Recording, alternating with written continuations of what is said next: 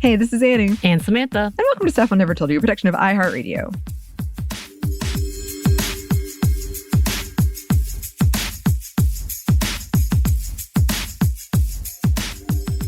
And I guess before we get into this, quick content warning, we are going to be talking about death and grief, things like that, but nothing too in-depth. Today, we are talking about the 2003 book, The Gangster We Are All Looking For, by Vietnamese-American author diem thúy. It is a short, fragmented piece told by an unnamed narrator who immigrated from Vietnam to America as a child. The locations and times jump around, largely taking place in Vietnam and America. The age of the narrator ranges from 6 to 26, and she grapples with things like identity, war, immigration, loss, puberty, and PTSD. Her and her parents, everybody around her kind of, but mainly them. The fragmented nature of the book is meant to resemble what happens to memory during a traumatic event, including the repression of her brother's death. It is a very poetic and symbolic book. A lot of people describe it as almost you're more reading poetry. Here's a note from the author. In 1978, my father and I left Vietnam by boat. On board the U.S. Navy ship that picked us up, my father incorrectly filled out the paperwork identifying me. He listed my name as thúy and my date of birth as January 15th, 1972. He claims he never chose my formal name and, shrug of the shoulders, who could fault him for forgetting? My mother arrived 2 years later and informed us that Ba had been wrong on both counts. She corrected my date of birth. It was now January 12th, 1972, but insisted I keep the name thúy. My older sister, the original thúy, had drowned at a refugee camp in Malaysia. My mother saw my father's mistake as propitious. It allowed a part of my older sister to come to this country with us. And so I kept my sister's name and wore it like a borrowed garment, one in which my mother crowded 2 daughters, one dead and one living. When I decided to publish under my full name in the Vietnamese fashion, and all in lowercase because I prefer the way it runs, I knew that both Americans and Vietnamese may find fault with it. It is not how names go in either country. Nonetheless, it felt right to me. I had finally managed to break the name down, rebuild it, and reclaim it as my own. So if you have read the book, then a lot of this is going to sound familiar. So it's not autobiographical, but it's got a lot of similarities to this story. And Samantha and I were discussing it off mic right before. It is sort of hard to pin down because it is kind of like poetry and it does jump around a lot. So the plot is essentially you have this narrator, unnamed narrator, young girl, who immigrates via boat from Vietnam to America, loses her brother, and then has these memories that stand out. As I said, it's supposed to represent like a traumatic or some kind of memory that just stands out when you look back for whatever reason. And it's exploring that and exploring her trying to grapple with the PTSD and her father's PTSD, her mother's PTSD, and figure things out. And just having a lot of questions and a lot of feelings that she's not sure what to do with. But yeah, I mean, that's essentially the plot. So if we move into the themes, a big one is obviously immigration and identity. Here's the quote. We each thought of those long nights floating on the ocean, rocking back and forth in the middle of nowhere with nothing in sight. We remembered the ships that kept their distance. We remembered the people leaning over the decks of the ships to study us through their binoculars and not liking what they saw, turning away from our boat. And then another one, I was the only Vietnamese student at my school. On the first day of class, the teacher introduced me to the other students by holding a globe in one hand as she gave it a spin with the other, and then pointing her finger at an S-shaped curve near a body of water. Was that where I'd come from? As I stood before them in a dress the color of an Easter egg with my feet encased in clear plastic sandals, the other students looked at the globe and then back at me again. Some whispered behind their hands, some just stared. Yeah. So again, she's not... kind of out of place. Right. In this whole situation, because they first arrive at this guy named Mel's house, and he never really agreed to take them in, but someone in his family did. His father, yeah. So he was like, okay, I'll take them in. But it was a very much like, it was not in the cards that he was expecting. Right. And his mother was there, right? And she was the Right. one that put her in the like Easter dress and the sandals. And She was her little doll. Yes. Was And kind she of dressing doted her on up. them, yeah. Yes. But the narrator, there was this like glass case of figurines in Mel's office, or like in his space. But there was also this like glass paperweight, it sounds like to me, of a Yeah, that's butterfly. what I thought too. Like that's like like we've all seen it. If you've come from the 90s, you know. Yeah. But yeah, like a kind of a glass fossilized, yeah. with a butterfly in it. And the narrator was just so concerned about this butterfly and felt like she could hear it and that it was alive in there and it was trapped in there and she wanted to let it out. And everybody was kind of treating her like, a young girl, like, no, it's not. But eventually it built up and she grabbed it and threw it and broke the glass case with all of the glass figurines in it in an attempt to free the butterfly. And this is when Mel kicked them all out. Right. Nope. Right. Because that was the only rule in the house, essentially. Well, there's a lot of rules, but the biggest rule is don't touch these things because it had been given from his father. And so both the mother and Mel were very, very sentimental about these things. I'm assuming it was worth some money, maybe not, or he just really loved it because the father, it was an interesting beginning with the father, the portrayal of the father who had a dream about saving the people of Vietnam because he was a veteran, I think.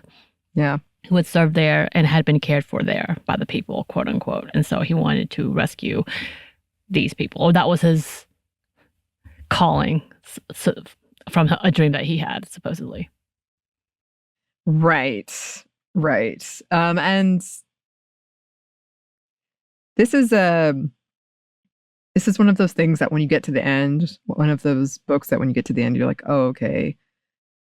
But once I got to the end, she was thinking this is her brother, like trapped in the glass. This is like the memory of her brother trapped in the glass. And that's why she felt like she could hear it. She felt like if she could just free this butterfly, right, it would be alive. I think with all of that, I found that interesting. And when we don't talk about it at the beginning scene, and I do relate to this because I have a very vivid picture of myself and a memory of arriving in the airport, not knowing English, being with nobody that I knew, just kind of showing up, waiting to be picked up. And essentially that's what the experience happens for herself and the 4 other men and Ma. And they are waiting to be picked up, not realizing the person who had sponsored them essentially had died, and they were picked up by another dude who really obviously did not want them. And the fact that I think the people who were picking them up, the mother especially, was thinking she was going to get a reception of love and thankfulness. And instead, like, they were scared and confused more than anything else. And that level of like, what do we do?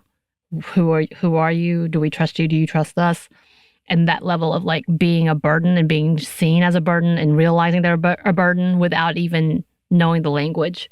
Like, it was very reminiscent, like at that immigration stage of like, yeah, okay, this is our status here. This is our status. And I think it was a very telling beginning. Yeah. Yes. Here is another quote. And this one, I was like, I'm not sure where to put it, but I just thought it was interesting because it's kind of about like all of these warnings. That summer, as I sat with her while she worked, she would issue her warnings about the pool. She told me, "Look at you, you're as small as a mouse. The water is much deeper than you think." About cars, she said, "They can hit you and keep going." About the needle on her sewing machine, she said, "Watch your fingers. It can move much faster than you can run." And about boys, she warned, "They will try to press you into it." So this is when they moved to the next place and it has a pool. And water, we're going to talk about this at the end, but water is a huge theme Right. throughout this whole thing. And this pool was a very big thing.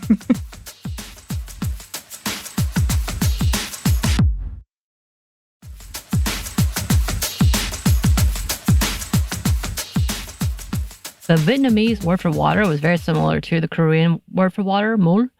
That's a Korean word. And I was like, oh, because that's how, like, there's a heaviness about it taking your life, but taking you places too, and being lost in it. That's very, very deep into that. That they were talking about from jump, them arriving from the water, and the fact that her parents were still in the water, and she didn't know what that meant, but it was giant.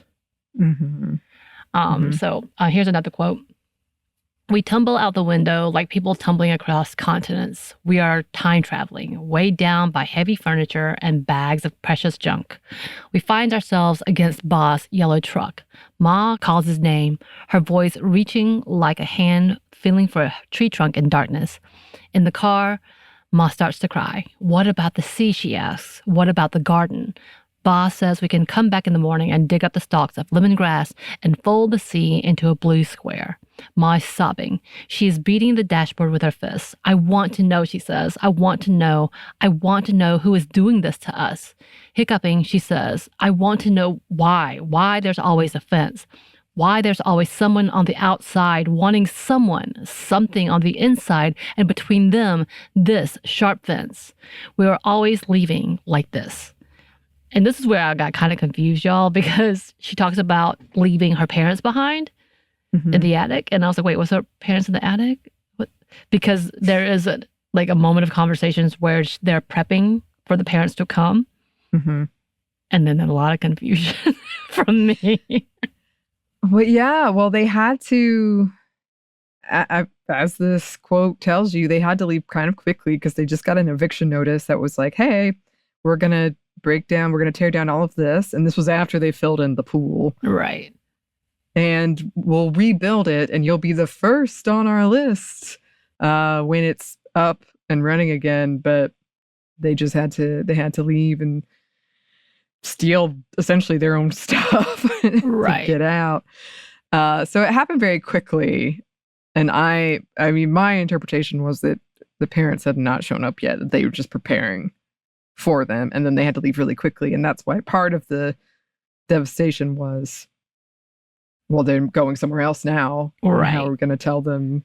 How will they know? One of the theories, apparently, that I just read as we speak, it says at the end, the mother calls out for her parents, which she's forgotten. This has a double meaning. She's calling for her home in Vietnam to return to Vietnam, as well as a photograph she's forgotten at her Linda Vista home. So it's literal too. Okay, so that's where I missed that one. But yeah, it's interesting because that's the entirety of the book, y'all. There's double meaning, if not triple or quadruple meaning, which is kind of the poetic to it of like, oh, the deeper the depth. That this is probably one of those very short books that if you read it 3 or 4 different times, you're going to find 3 or 4 different things, like different meanings.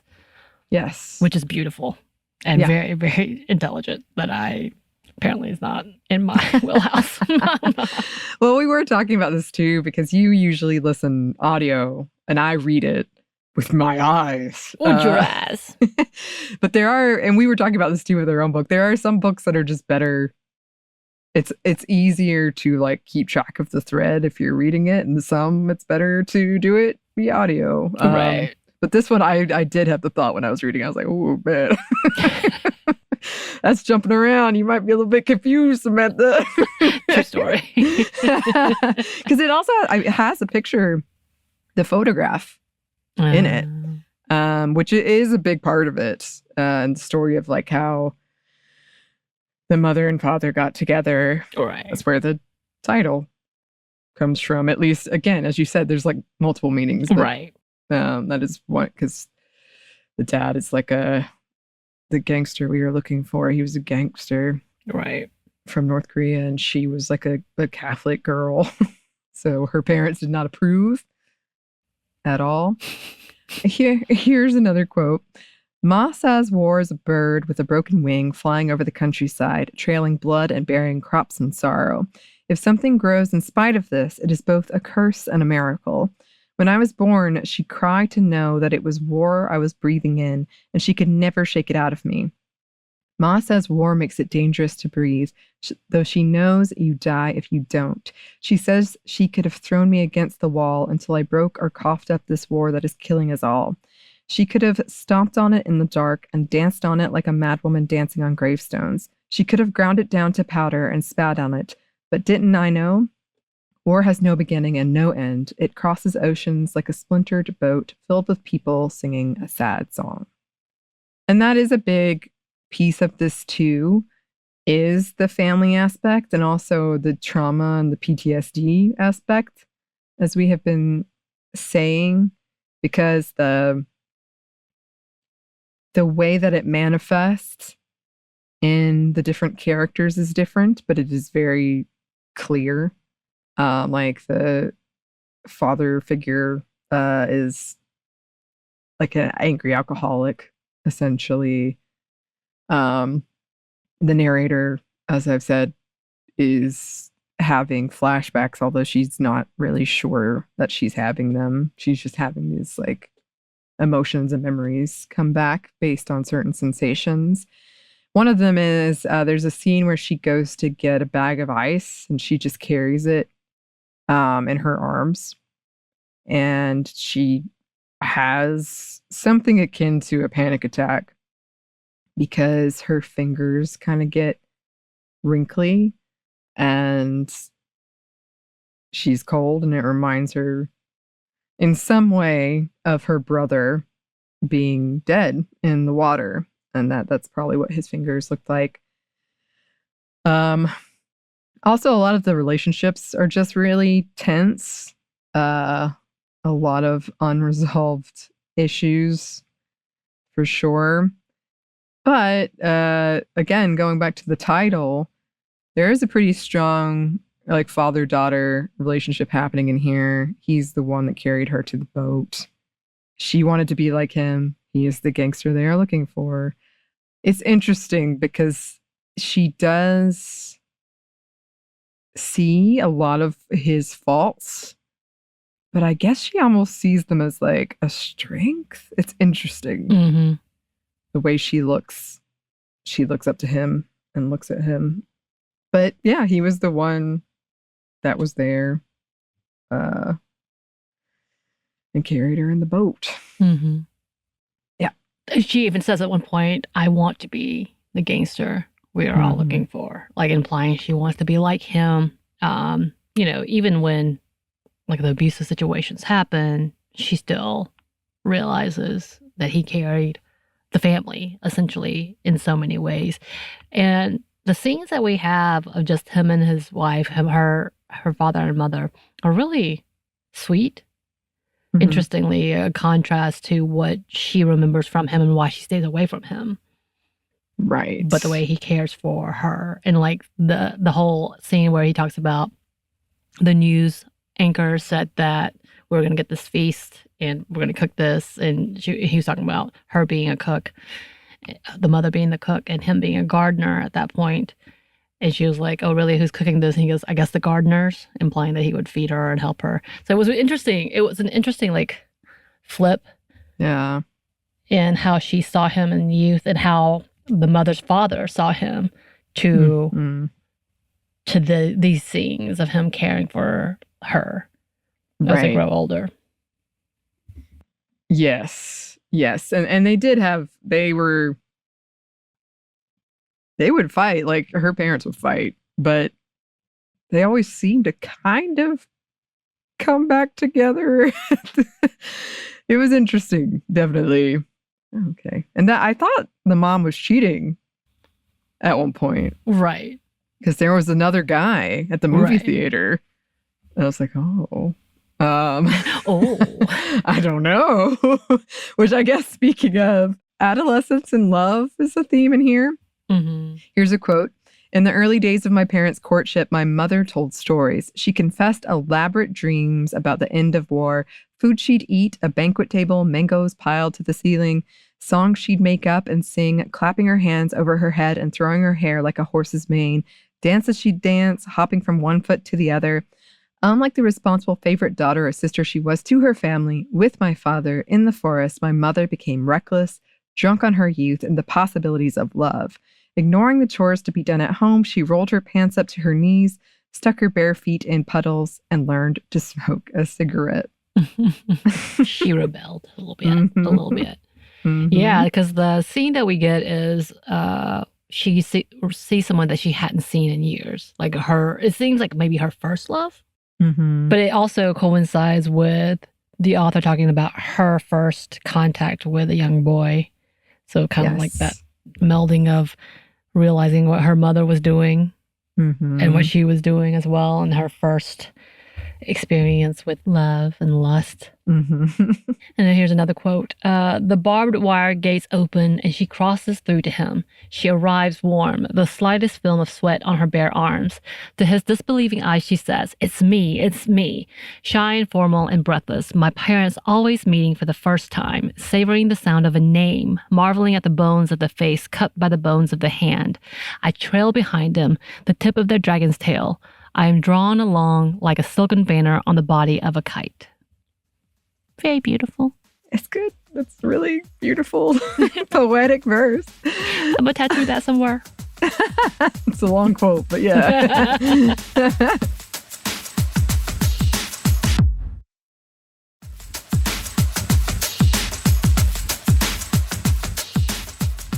I did want to briefly touch on this. There is some stuff about religion in here that I thought was interesting. Here's a quote. My friends told me that if you gave the church people the chance, they would open their little books and, pointing to the pictures of fresh fruit, say things like, this is heaven, and here's the kingdom of God where no one suffers, their fingers tracing an invisible line connecting all the healthy people walking through the sunlit fields. My friends and I took the pamphlets the church people handed out and studied the drawings of people having picnics on the banks of a long blue river, or harvesting wheat, or standing arm in arm, looking into each other's eyes. To us, these pictures were more unbelievable than the warriors we saw flying in the kung fu movies. As far as we could understand it, the church on our street was like a ladder to the kingdom. I thought that was an interesting through line. Right. There is her and her mom like to go see kung fu movies. So there is that through line throughout. But also, yes, there's a church on the street. A Jehovah's Witness church. Yes, there's some church people about, and her and most of her friends seem mostly confused by it. I love it. Yeah. It's an interesting conversation about the colonization that was happening with the Catholicism and Jehovah's Witness and different religions that came through in Vietnam, especially during this era. And I think it has that bigger conversation because she's more intrigued by the tales of it. Yes. I think we all are as children, but she is more intrigued by that than the actual belief system. Right. The story of it. Which, leads us to the next point. Dreams. Dreams are a big part in this. Here's a quote.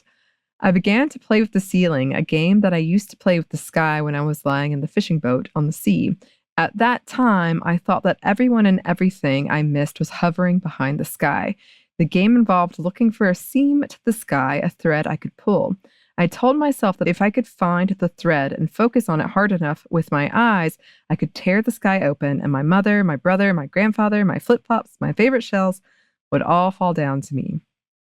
And she's a very imaginative narrator. I remember when we were reading, we always give each other a couple of books to choose from. And when I was reading the summary of this book, it said in there, she feels things and sees things very strongly. I feel like that's common for only lonely children, especially when they're forced to be isolated. So language barrier, and she talked about being the only Vietnamese child, not being able to speak to anyone, and everybody else were adults. So she had to dream. She dreamed, as well as trauma. So when you have that kind of overlaying each other, and I find it interesting that they use the ideas of photos within through here, talking about this is photo number 1, this is photo 2, and this is photo of death, because I've talked about repeatedly being a child with no true memories, meaning a lot of the times that what we grow up to remember are things that are fed to us and shown to us through photographs. So if you only have a photograph with no context, the things that you imagine, which is kind of what she does. Mm-hmm. I thought it was interesting. Yeah. I also thought, like, because this was, you know, escaping war, Vietnam War, coming to America for, quote, hopefully a better life, you know? And so, like, that dream of that as well, of like, maybe it will be better here. And then, yes, when they arrived, it was isolating and scary. And, but that did make me think of that too, of sort of that dream of something across the water is maybe better. Right. I'm taking you somewhere else. Here's another quote. I lay in bed and remembered the things I had seen in the swimming pool. I remembered the body of a boy gliding along the floor of the pool, sunlight streaming across his bare back. I remembered the reflections of clouds, family of clouds and birds migrating. I remembered the leaves that floated to the edges of the swimming pool and nested there. I remembered how the glare of the sun made the water glint like a window pane. I remembered the reflections of a ball bouncing in the courtyard and the clotheslines strung from rail to rail, the sheets fluttering like banners in the wind. But what I remembered most were the boys flying. I remembered their bodies arcing through the air and plunging down. I remembered how their hands parted the water and how as they disappeared, the last thing I would see were the pale soles of their feet. Falling asleep, I remembered the brightness of the full moon shimmering into the swimming pool so close, like a caught fish. Yeah, so going back to the pool, as we said, it was a big piece of this story. And she would see these boys jumping into the pool, and she would kind of observe how they jumped into the pool and would think about wanting to do it herself. But I just love this section because it does showcase how great of a writer she is. But also the narrator really taking this in, and the way that those memories, sometimes you don't know why they form, but they do. And I was thinking about this the other day. I have some memories that I'm like, I don't know why my brain decided that was important. Right. But I remember it so clearly. Right. And I feel like this is a good example of her. I mean, I feel like that in here it was her thinking, I want to go jump in that water. I want to go jump in the pool, and that there's just something so close that I haven't captured yet, or that's just like right out of my reach. But it's just very vivid imagery. And I think it is a really good example of memories and how they can form like that. I think it also, like, the interspersing of the kids doing that to the fact that the mother wouldn't let her because of her own memories of water and how she feels like water is cursed. And then the closing of the pool because the landlord had seen this. I think that was the beginning, and was like, oh, okay, we're going to fill this up because y'all aren't get yourself killed. Like, essentially doing some of the things, like all of that has that same theme of kind of like the circling about of like the joy and freedom, but then the loss and then the forbidding. Like, it just all happened with that theme again about water. Yes, because the mother was, she was like, I want to be near water, but she didn't want to go in. Right. She didn't want her daughter to go in. And then when they filled up the pool, because these boys were jumping off recklessly, she was very hurt by it and very like, oh, well, now we don't have water near us. And yes, as we said, water is a big theme throughout, as you said. The Vietnamese word for water, very close to the Korean word. It is no. So it's with N. I can't say it like no. I think no. Okay. No, that's what it is. So it's no. And I'm sorry to all the Vietnamese people, which is like kind of that same level of mol, like that. It's very close, but that is, I just looked it up. Yes, and according to what I looked up, it is in Vietnamese, the word for water and the word for a nation, a country and a homeland are one and the same. Because Vietnam is surrounded by water. So, and it was very prevalent, as we've mentioned several times, the pool. But as the story progresses, you don't really know the brother has died fully until more towards the end. Right. You don't realize there was a brother. Yes. Until the end. Exactly. And it was as they were getting onto the boats, he was jumping between boats and drowned. And they brought the body back. And the family was saying, like, the water was heavy. This is bad water. Mm. And so that, like, having him in there, it was like, this is bad water. And so throughout having those things, like with the pool, like wanting it there, but not wanting to go in it, as you were saying, kind of that cycle of here's all of the good things with it, but here's all the bad things with it and the trauma with it. And then having like the narrator want to jump in the water because has repressed this memory pretty fully for most of the story. I really liked it. It was beautiful. It is very beautiful. It is something definitely I would like to read again because it's very poetic. And now that I know how it moves, I think I would be much better at keeping track of like, oh, okay, I know where things are, like who people are. Right. But I do highly recommend it. It's fairly short and very beautifully written. It is. Yes. Go read it. Yes. Well, listeners, if you have read it and you have any thoughts, please let us know. If you have any suggestions for the segment, also please let us know. You can email us at stephanieandmomstuff@iheartmedia.com. You can find us on Twitter at momstuffpodcast or on Instagram and TikTok at Stuff I Never Told You.